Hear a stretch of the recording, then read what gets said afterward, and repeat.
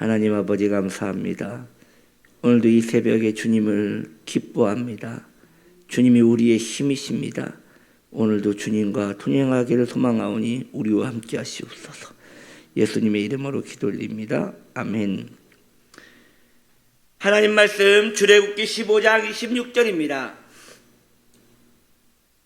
이르시되 너희가 너희 하나님 나 여호와의 말씀을 듣고 말을 들어 순종하고 내가 보기에 의를 행하며 내 계명의 귀를 기울이며 내 모든 규례를 지키면 내가 애굽 사람에게 내린 모든 질병 중 하나도 너희에게 내리지 아니하리니 나는 너희를 치료하는 여호와임이라.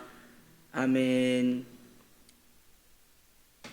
오늘 말씀의 제목은 계명의 귀를 기울이며, 계명의 귀를 기울이며입니다. 이스라엘 백성들은 애굽에 있을 때에 율법과 계명에 대한 복종을 요구받지 않았습니다. 그들은 애굽에 있을 때 고난을 당했습니다. 애굽에 있을 때 애굽 군병들에게 채찍을 맞으며 고난 속에 있었습니다.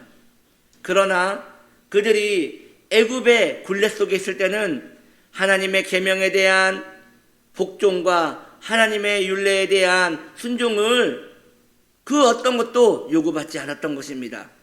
그런데 말입니다. 이스라엘 백성들이 이제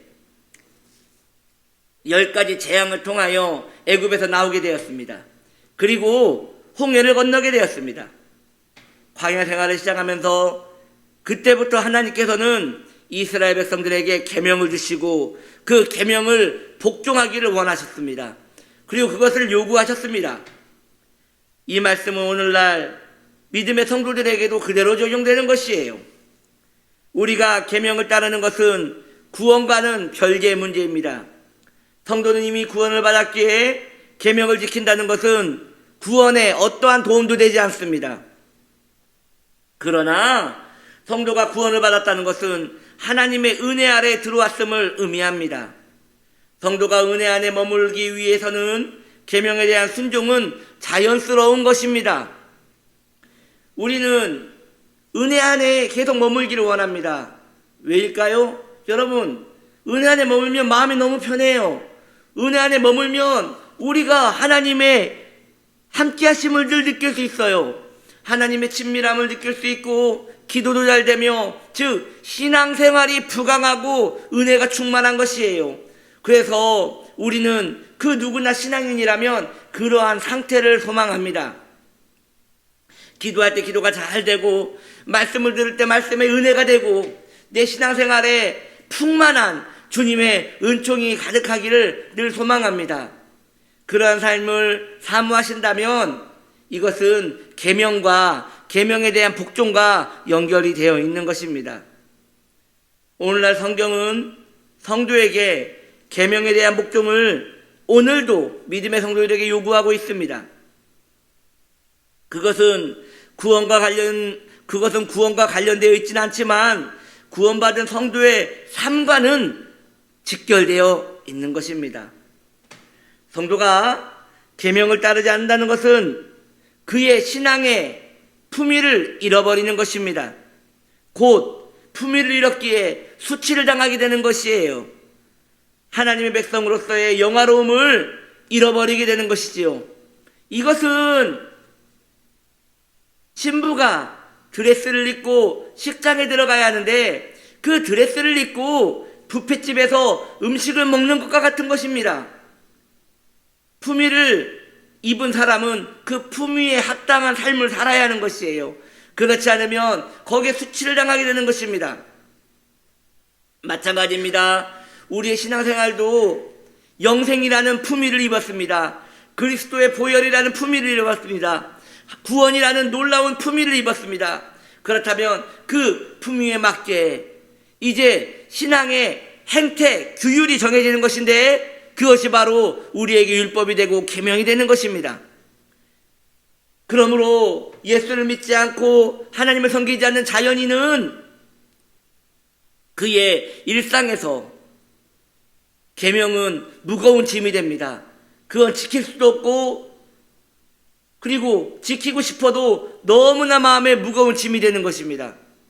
그러나 구원받은 성도는 이제 그러한 것들이 짐이 되는 것이 아니라 자신의 영혼에 큰 유익이 되기에 따를 수 있는 하나의 나를 위한 규율이 되는 것입니다.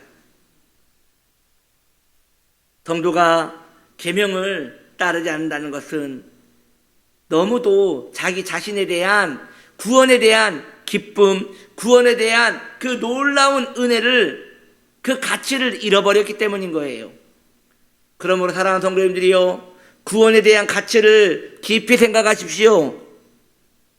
구원을 받았다는 것은, 하나님의 자녀가 되었다는 것은, 하늘의 영광에 동참했다는 것은 우리가 평생을 노력해도 가질 수 없는 놀라운 은혜입니다. 이것은 신분이 바뀐 것이며, 이것은 놀라운 하나님의 자비하심의 인도를 받은 것입니다. 어쩌면 로또 당첨되는 것보다 더 큰 능력과 은혜를 우리가 입은 것이에요.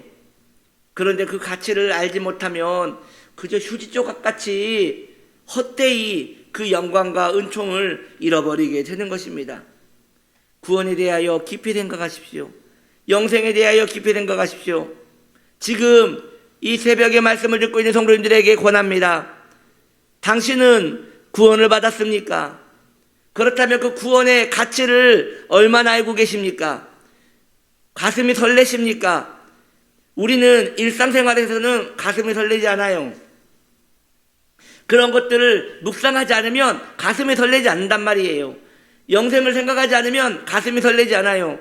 그러나 잠시만 마음의 여유를 가지고 영생과 구원과 하나님의 자녀됨에 대한 이 놀라운 은혜에 대하여 마음을 기울여 고민을 하고 그걸 기뻐하고 그것을 주신 은혜에 감사하게 되면 가슴이 설레기 시작하는 거예요. 어찌하여 나 같은 자에게 그런 은총을 주셨는가? 어찌하여 나 같은 자에게 이런 놀라운 은혜가 임했는가? 할렐루야!